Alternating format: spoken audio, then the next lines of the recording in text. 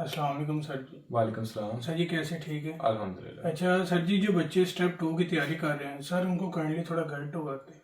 अच्छा, step to के लिए जो बच्चे परेशान हैं, सबसे पहले तो उन लोगों को ये पता होना चाहिए कि स्टेप टू के अंदर पूरे के पूरे जो स्टेशंस होते हैं वो होते हैं कैसे हैं और ये एग्ज़ाम होता कैसे है। बेसिकली स्टेप टू का जो एग्ज़ाम है ना, ये एक वाई की तरह का एग्ज़ाम होता है। 20 स्टेशन इसके अंदर होते हैं और इसके अंदर आपके एग्जामिनेशन भी होता है। अब कुछ ऐसी चीज़ें होती हैं जिनके अंदर से एग्ज़ाम आना ही आना होता है, जैसा कि फॉर एग्जांपल एग्जामिनेशन के जो स्टेशन ऐसे हैं जो कि आने ही आने होते हैं।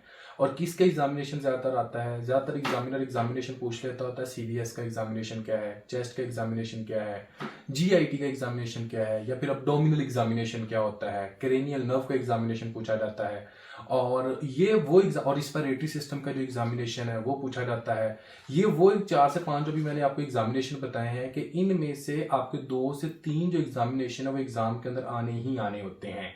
और जब भी कोई बच्चा एग्जामिनेशन की एक तरह की अपनी तैयारी कर रहा है ना, ये प्रैक्टिस कर रहा है, उसका वो लाजमी इस तरह करें कि वो रेलिवेंट एग्जामिनेशन के अंदर भी लाजमी जाए। क्योंकि बहुत सारे नोट्स मैंने देखे हैं कि जिसके अंदर सिर्फ और सिर्फ जो है वो प्रॉपर सिर्फ एग्जामिनेशन, जो अगर रिस्पिरेटरी सिस्टम का एग्जामिनेशन पूछा गया तो उसमें सिर्फ रिस्पिरेटरी सिस्टम का एग्जामिनेशन ही बताया हुआ है, लेकिन वो रेलिवेंट एग्जामिनेशन नहीं बताया हुआ। तो आपने क्या काम करना है कि जिस सिस्टम का एग्जामिनेशन बताया है ना, उसके साथ उस सिस्टम का जो रेलिवेंट एग्जामिनेशन है वो आपने लाजमी करना होता है, नंबर 1। नंबर 2, इसके अंदर ये है कि देखें, आपको पता हो कि जो क्वेश्चंस आते ही आते हैं, जैसे कि बीएलएस का जो क्वेश्चन है ना, ये हर दफा ही आता है। तो आपको बीएलएस जो है वो लाजमी आना चाहिए, सीपीआर जो है वो आपको परफॉर्म करना आना चाहिए, इसकी पूरी की पूरी जो तकनीक है इसका पता होना चाहिए। और इसके अलावा इसके अंदर जो कभी कभी बीएलएस के अंदर एसीएलएस जो है उसका पूछा जाता है, इन सारी चीज़ों का आपको डिटेल पता होना चाहिए। अगर कोई बंदा ये पूछेगा सर जी किस तरह ये करते हैं, तो वो भी हम डिटेल के अंदर बता देंगे कि इसका क्या तरीकाकार है। लेकिन अभी मैं ये बताऊंगा कि कौन कौन सी चीज़ों को आपको डिटेल के अंदर करना चाहिए। नंबर 3, इसके अंदर जो मेन इंपॉर्टेंट चीज़ है वो है हिस्ट्री की। हिस्ट्री जो है उसके भी तकरीबन 4 से 5 जो क्वेश्चन हैं, स्टेशन ऐसे होते हैं जो कि हिस्ट्री के पूछे जाते हैं।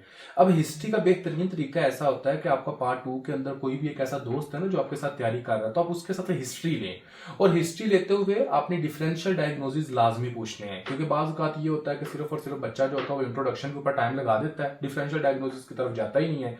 तो जब तक अगर आप डिफरेंशियल डायग्नोसिस नहीं बताते तो आपके मार्क्स जो होते हैं वो आपको मिलते नहीं होते। और इसका एक तैयारी करने का एक बेहतरीन तरीका ये कि अपने किसी दोस्त को कहें कि वो अपने माइंड में कोई भी बीमारी सोचे, तो और आप उसको एक तरह का डायग्नोज करने की कोशिश करो कि हाँ जी जनाब वो पेशेंट जो है उसका परफेक्ट डायग्नोज लगाते हो कि नहीं लगाते। तो अगर तो उस बंदे ने, आपके दोस्त ने वही डिजीज सोची हो और आपने उसी को सेम टू सेम सही डायग्नोज किया, तो इसका मतलब आपकी जो हिस्ट्री है वो सही जा रही है।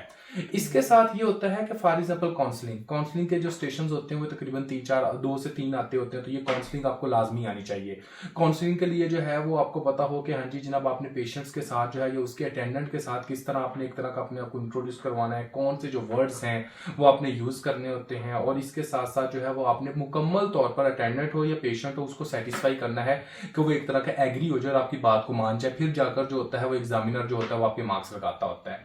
इसके अलावा जो चीजें आती हैं वो आती हैं एक्सरे के अंदर से। एक्सरे का जो बेहतरीन तरीका होता है वो अक्सर पूछ लेते हैं कि फ्रैक्चर, फॉर एग्जाम्पल कोलिस फ्रैक्चर आ जाता होता है, स्मिथ फ्रैक्चर आ जाता होता है। इसके साथ साथ जो एक्सरे है वो पूछा जा सकता है, नेक ऑफ फीमर का फ्रैक्चर आ जाता है, शाफ्ट ऑफ फीमरस का फ्रैक्चर आ जाता है। तो इस फ्रैक्चर वाला जो टॉपिक है ना ऑर्थोपेडिक का, ये आपको अच्छे तरीके से करना चाहिए क्योंकि इसमें से भी आता होता है। इसके अलावा जो चीजें आती हैं वो आती है इंटेस्टाइनल ऑब्स्ट्रक्शन का एक्सरे आ सकता है, यानी कि जीआईटी की कोई ना कोई एक्सरे है, ये बहुत ज्यादा इंपॉर्टेंट है जो कि आया जा सकता है। इसके साथ जो है वो लंग्स के एक्सरे आ सकते होते हैं कि लंग्स का जो एक्सरे वो बताएं, वो भी बहुत ज्यादा इंपॉर्टेंट है। ये एक्सरे जो है ये आपने लाजमी करना है अच्छे तरीके से। और इसके साथ साथ जो एग्जामिनेशन के अंदर 2-3 एग्जामिनेशन जो मैंने बताए थे, इसके साथ 2 एग्जामिनेशन ऐसे जो कि बहुत इंपॉर्टेंट है जो कि पूछे जाते हैं। इसके अंदर जो है वो जनाब आपका एक तरह का थायराइड का एग्जामिनेशन बहुत इंपॉर्टेंट है, पास पेपर के अंदर बहुत ज्यादा आया हुआ है।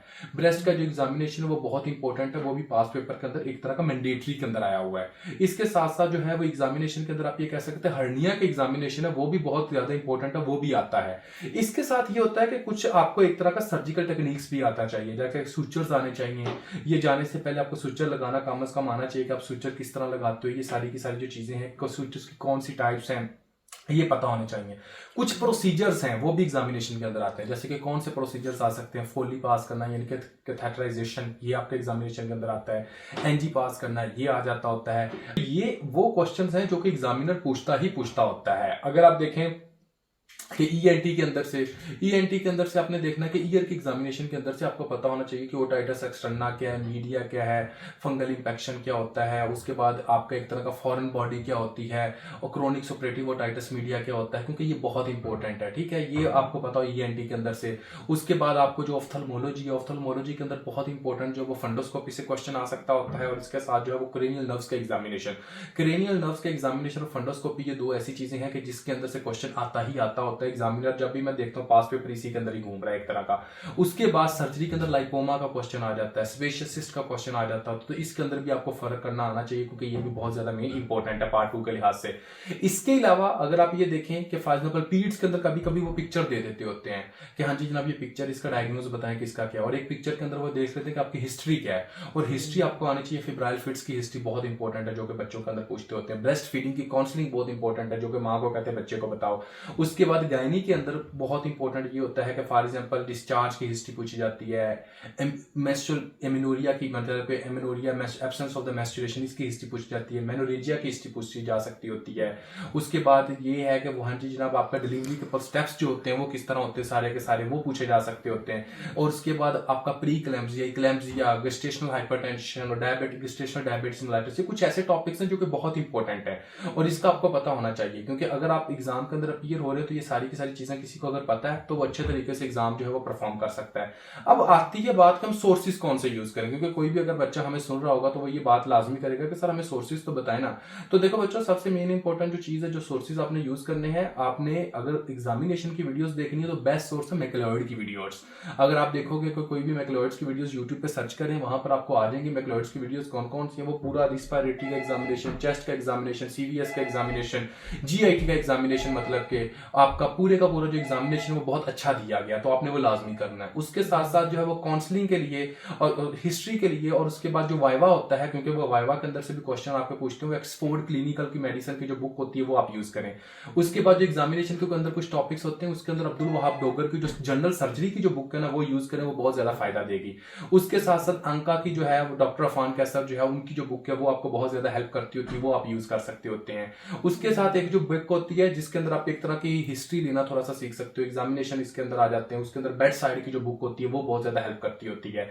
इसके साथ साथ अगर आपने कोई और करने तो आपके नोट्स जो हैं वो आप यूज कर सकते हो। डिम्स के नोट्स अवेलेबल है मार्केट के अंदर, वो आपको हेल्प कर सकते हैं। सिम्स के नोट्स हैं वो आपको हेल्प कर सकते हैं, या किसी भी अच्छे नोट्स जो किसी भी डॉक्टर ने बनाए हुए वो आप यूज कर सकते हैं। तो अगर आप ये सारे का सारा मटेरियल यूज करते हो तो इंशाल्लाह आपको पार्ट 2 इतना मुश्किल नहीं है। बस मेन जो चीज़ है वो ये है कि आपने कॉन्फिडेंस रहना है और ये चीज़ें जो है वो प्रैक्टिस करनी है। वो एक्टिंग है मेन, अगर किसी पर कोई अच्छा अगर एक्टर है ना तो वो पार्ट 2 आराम से निकाल सकता है। तो ये सारी की सारी बात थी। अगर होप सो जो भी बच्चे सुनने वाले उनको ये सारी बातें जो वो काफ़ी ज़्यादा हेल्पफुल रही होगी। और अगर किसी भी बच्चे को पार्ट 2 के अंदर कोई भी किसी तरह का भी इशू होता है तो वो कमेंट बॉक्स के अंदर एक तरह का कमेंट कर सकता है, और इंशाल्लाह जो है वो अगली वीडियो जो है वो हम उसके साथ आपको एक तरह का पूरे टॉपिक के साथ डिटेल के साथ एक्सप्लेन करेंगे। अपना बहुत सारा ख्याल रखिएगा। फी मान अल्लाह हाफिज़ और टेक केयर।